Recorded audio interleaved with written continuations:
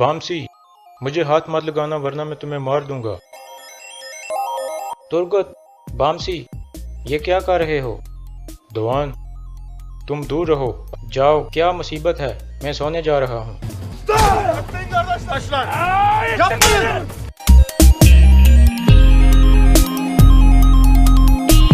السلام علیکم بھائیو۔ وعلیکم السلام۔ خیر ہے دوان؟ میں بانو جی کے لیے گرم شربت لایا ہوں۔ تم اس قاتل عورت کے ساتھ کیا کر رہے ہو؟ السلام علیکم ناظرین، اس قسط کے آغاز میں ارطغرل اپنے سپاہیوں کے پاس جاتا ہے اور ان سے پوچھتا ہے کہ آپ تیار ہو؟ دوان کہتا ہے ہم تیار ہیں بھائی، لیکن گمستیکن نے ہمارے پیچھے سپاہی لگا دیے ہیں جو ہماری ہر حرکت پر نظر رکھے ہوئے ہیں، اس لیے ہم عبد الرحمن سے گھوڑے تیار کروا رہے ہیں۔ ارطغرل کہتا ہے ٹھیک ہے۔ پھر وہ ترگت اور بامسی سے کہتا ہے جب ان کو اس کارروائی کے بارے میں پتہ چلے گا تو تجتیکن فوراً ہمارے اوپر چڑھائی کرے گا، تم اس وقت کوئی اختلاف نہ کرنا اور تجتیکن کے سپاہیوں کے سامنے لچک دکھانا۔ اس کے بعد ارطغرل دوان کو اللہ حافظ کہتا ہے اور گلے مل کر باہر نکل جاتا ہے۔ خیمے کے باہر چاروں طرف سپاہی موجود تھے جو ان کی جاسوسی کر رہے تھے۔ دوسری طرف تجتیکن سردار بننے کے بعد جرگے والوں سے ایک پرجوش خطاب کرتا ہے اور کہتا ہے ہم نے کئی جنگیں لڑی ہیں اور مرحوم کرکت بے کے سائے تلے ہم ہر مشکل سے نکلے ہیں، اب میں اپنے مرحوم والد کا بدلہ لوں گا۔ اب وقت آ گیا ہے کہ دو درگا قبیلے کو غداروں سے پاک کر دیا جائے۔ سب لوگ تجتیکن زندہ باد کے نعرے لگانے لگتے ہیں۔ اس کے بعد سب لوگ کھڑے ہوتے ہیں اور باری باری تجتیکن کا ہاتھ چومتے ہیں۔ رات کو ارطغرل اور سنگرتیکن حکیم ارتک کے پاس جاتے ہیں۔ حکیم ارتک ان کو بتاتا ہے کہ جرگے والے لوگ تجتیکن کو سردار بنانے کے لیے خوش نہیں تھے، لیکن گمستیکن نے ان کو رضامند کیا۔ سنگرتیکن کہتا ہے اس کا مطلب ہے یہ آدمی قبیلے کا سردار نہیں بننا چاہتا، تو پھر آخر یہ کیا چاہتا ہے؟ ارطغرل کہتا ہے یہ آدمی اس سے بھی کوئی اونچا عہدہ چاہتا ہے، امیر سعد الدین نے لازمی اس کو کوئی نہ کوئی لالچ دیا ہوا ہے۔ اس کے بعد حکیم ارتک ایک شربت تیار کرتا ہے اور اس میں نیند کی دوا ملا دیتا ہے۔ اتنے میں دوان بھی وہاں آ جاتا ہے۔ حکیم ارتک اسے کہتا ہے میں نے شربت تیار کر دیا ہے، تم پریشان مت ہو، تم بانو جی کو ظالموں سے بچا کر لے جا رہے ہو۔ دوان کہتا ہے میں کئی جنگوں پر گیا ہوں لیکن کبھی موت کا خوف محسوس نہیں ہوا، لیکن ابھی میں خوفزدہ ہوں کہ میں بانو جی کی حفاظت نہیں کر سکوں گا۔ حکیم ارتک کہتا ہے اللہ ان کا ساتھ دیتا ہے جو اچھے کام کرتے ہیں۔ اس کے بعد حکیم ارتک شربت کو ایک برتن میں ڈال کر دوان کو دے دیتا ہے۔ دوسری طرف حیمہ خاتون ارطغرل سے پوچھتی ہیں بانو جی کو یہاں سے بھگانے کے بعد تم سچ کیسے سامنے لاؤ گے؟ ارطغرل کہتا ہے میں گمستیکن کو غصہ دلا کر اس کا دھیان اپنی طرف کراؤں گا۔ حیمہ خاتون کہتی ہیں یہ کس طرح کا کھیل ہے؟ ارطغرل کہتا ہے یہ کھیل نہیں ہے والدہ، یہ جنگ ہے، ایک ایسی جنگ جو تلوار کی بجائے دماغ سے لڑی جائے گی۔ بعض دفعہ ایک آگ بجھانے کے لیے آپ کو دوسری آگ لگانی پڑتی ہے۔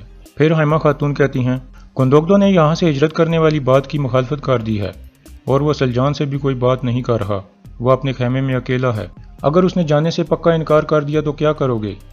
ارطغرل کہتا ہے پھر بھی ہم چلے جائیں گے والدہ۔ حیمہ خاتون کہتی ہیں اگر میں نے جانے سے انکار کر دیا تو پھر؟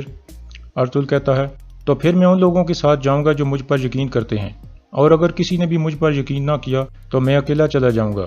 دوسری طرف ترگت بامسی کو کہتا ہے ہم باہر ایک نقلی لڑائی کریں گے جس سے سپاہیوں کا دھیان ہماری طرف ہو جائے گا اور اس موقع کا فائدہ اٹھاتے ہوئے دوان بانو جی کو نکال کر لے جائے گا۔ اتنے میں دوان بھی شربت لے کر وہاں آ جاتا ہے اور ان سے پوچھتا ہے تیار ہو؟ بامسی مذاق میں کہتا ہے ہم بانو جی کو بچانے کے لیے ترگت کو قربان نہیں کر سکتے۔ ترگت بھی مذاق میں کہتا ہے تم نے مجھے کیا سمجھا ہوا ہے؟ میں ان ریچھوں کی طرح نہیں ہوں جن کو تم نے اپنے خواب میں مارا ہے۔ بامسی اس کے منہ پر مکہ مارتا ہے اور ہنس کر اسے باہر جانے کا اشارہ کرتا ہے۔ ترگت کہتا ہے آ جاؤ۔ بامسی، مجھے ہاتھ مت لگانا ورنہ میں تمہیں مار دوں گا۔ ترگت، بامسی، یہ کیا کر رہے ہو؟ دوان، تم دور رہو، جاؤ، کیا مصیبت ہے؟ میں سونے جا رہا ہوں۔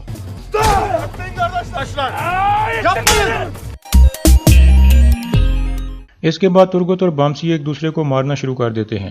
سب سپاہی وہاں اکٹھے ہو جاتے ہیں اور انہیں چھڑانے کی کوشش کرتے ہیں۔ یہ دیکھ کر دوان چپکے سے اپنے خیمے سے نکل جاتا ہے۔ تھوڑی دیر بعد ترگت اور بامسی کو سپاہی پکڑ کر الگ کر دیتے ہیں۔ بامسی واپس اپنے خیمے میں آ جاتا ہے اور باقی سپاہی بھی اپنی اپنی ڈیوٹی پر چلے جاتے ہیں۔ دوسری طرف حیمہ خاتون اور ان کی فیملی تجتیکن کو سردار بننے کی مبارکباد دینے کے لیے اس کے خیمے میں پہنچ جاتے ہیں۔ تینوں بھائی اس کو گلے مل کر مبارکباد دیتے ہیں۔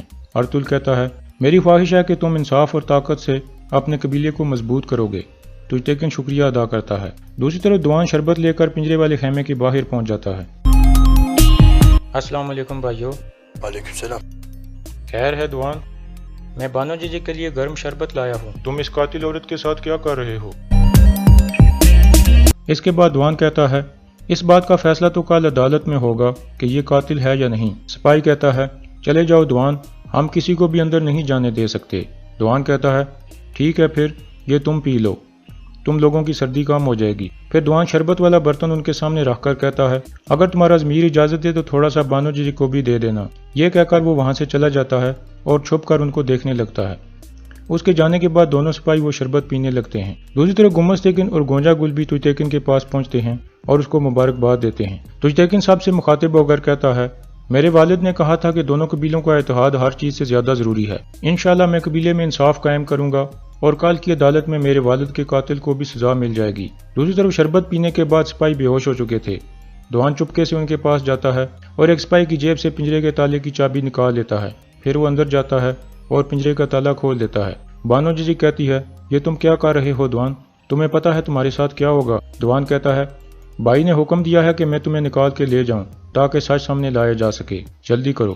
پھر دوان کہتا ہے ہمیں جانے سے پہلے دونوں سپاہیوں کو اٹھا کر اندر لانا ہے اور ان کو باندھنا ہے۔ دوسری طرف توئی تیکن آیت الن کے پاس جاتا ہے اور کہتا ہے اس غم والے دن میں آپ میرا واحد سہارا ہیں والدہ۔ آیت الن کہتی ہے میں جانتی ہوں، اس میں کوئی شک نہیں، کل کی عدالت میں تم سیدھی سیدھی باتیں کرنا، انصاف میں دیر نہیں ہونی چاہیے ورنہ کسی کے لیے بھی اچھا نہیں ہوگا۔ کچھ لوگوں نے میرے اور کرکت کے بارے میں جھوٹ پھیلائے ہوئے ہیں، کل کی عدالت میں تمہیں یہ بھی پتہ چل جائے گا۔ توئی تیکن کہتا ہے آپ کیا چھپا رہی ہیں والدہ، مجھے بتائیں۔ آیت الن کہتی ہے یہ میرے لیے بہت تکلیف دہ ہے کہ میں اس بارے میں بات کر رہی ہوں، لیکن اب تم پوچھ رہے ہو اس لیے قبیلے کے سردار کی حیثیت سے تمہارے لیے بہتر ہے کہ تم بھی یہ باتیں جان لو۔ دوسری طرف گندوگدو گونجا گل کے پاس پہنچتا ہے اور کہتا ہے میں گمس تیکن سے اجازت لے کر آیا ہوں، انہوں نے کہا ہے کہ گونجا گل کچھ اہم باتیں جانتی ہے اس لیے تم مجھے ہر چیز بتا دو۔ پھر گونجا گل صندوق سے سلجان کا کڑا نکالتی ہے اور گندوگدو کے ہاتھ میں دے دیتی ہے۔ گندوگدو کہتا ہے یہ کڑا تو میری والدہ نے سلجان کو شادی کے وقت دیا تھا، لیکن یہ تمہارے پاس کیسے آیا؟ گونجا گل کہتی ہے سلجان خاتون میری سوچ سے بھی زیادہ خطرناک نکلی ہے، میں نے اپنی آنکھوں سے دیکھا کہ وہ اس بوڑھی عورت کو اس کڑے سے خریدنے کی کوشش کر رہی تھی۔ گندوگدو کہتا ہے مجھے سب کچھ بتاؤ۔ دوسری طرف آیت الن بھی توئی تیکن کے کان بھر رہی تھی اور کہتی ہے سلجان قبیلے میں دوبارہ فتنہ پھیلا رہی ہے اور ہمارے بارے میں جھوٹ پھیلا رہی ہے۔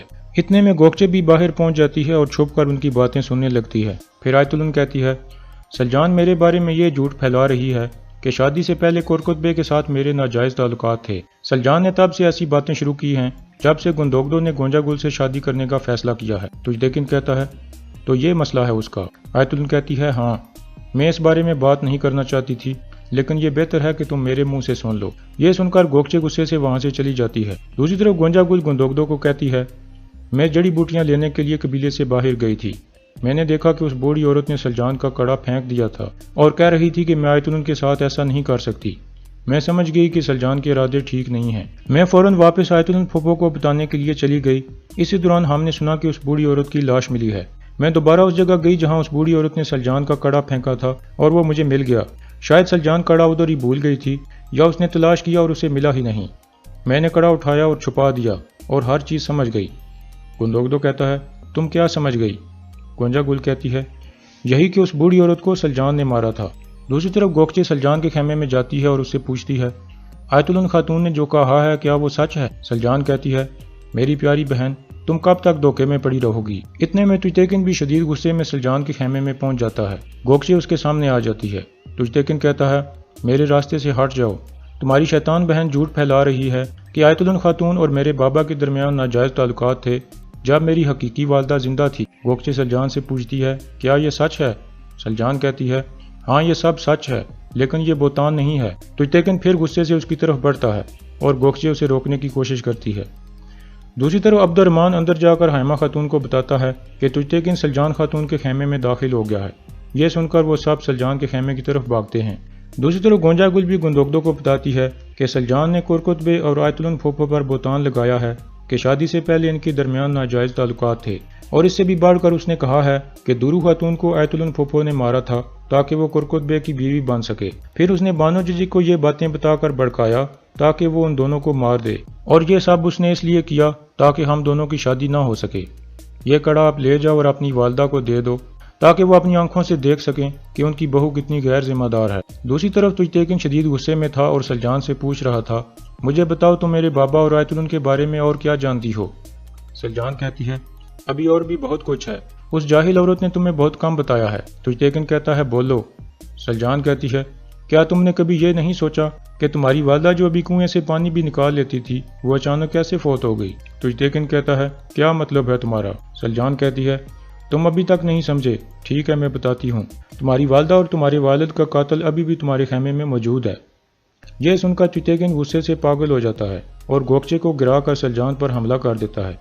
سلجان بھاگ کر خیمے سے باہر نکل جاتی ہے۔ اتنے میں ارطغرل اور دوسرے لوگ بھی وہاں آ جاتے ہیں۔ تجتیکن اپنی تلوار نکال لیتا ہے۔ ارطغرل تجتیکن کو آواز دے کر روکنے کی کوشش کرتا ہے اور یہاں اس قسط کا اختتام ہو جاتا ہے۔